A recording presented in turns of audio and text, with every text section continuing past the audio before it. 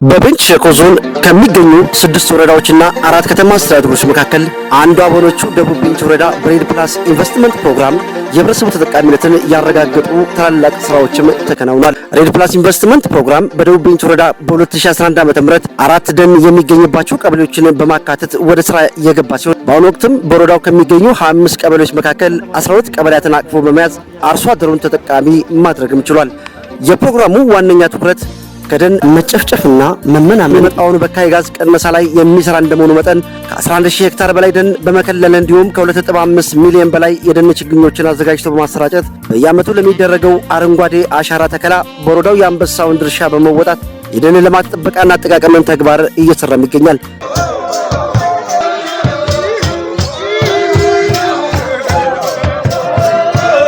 ከዚህም በተጨማሪ በደን ዙሪያ ለሚገኙ የማህበረሰብ ክፍሎች ህይወት እንዲቀየር የኑሮ ማሻሻያ ስራዎችን በማከናወን ፕሮጀክቱ ከጀመረበት ጊዜ አንስቶ እስካሁንም በእርባታው ዘርፍ በቁጥር 649 የአካባቢ እናት በጎችንና 15 የቦንጋ አውራ በጎችን ገዝቶ በማቅረብ በማዳቀል ዝርያን በማሻሻል የበግ እርባታ ስራን በሰፊውም አከናውኗል።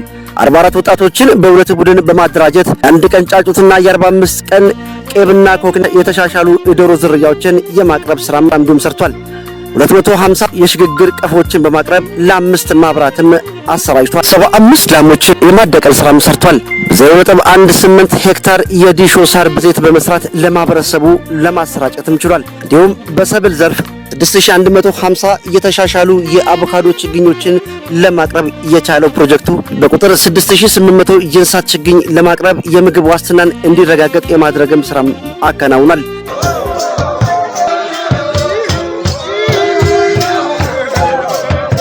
አግሮ ኢኮሎጂን መሰረት ያደረጉ የተሻሻሉ የሽንኩርት ዘር ለካሹ ቀበሌ ለማቅረብ ችሏል።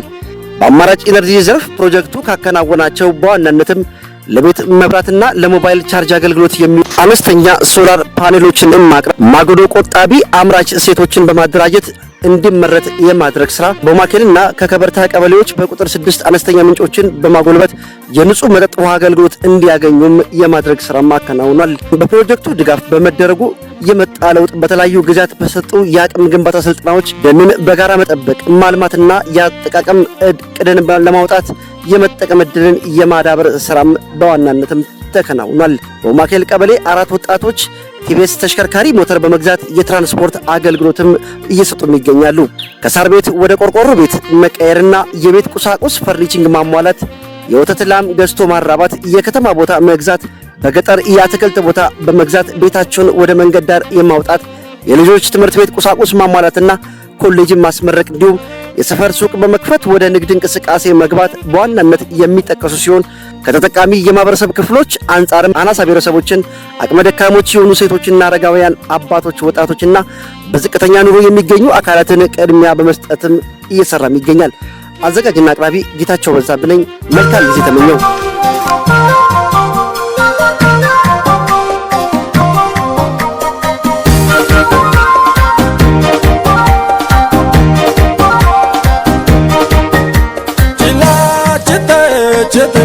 chete usa chila chete chila chete chila chete chete chete nama chila chete chila chete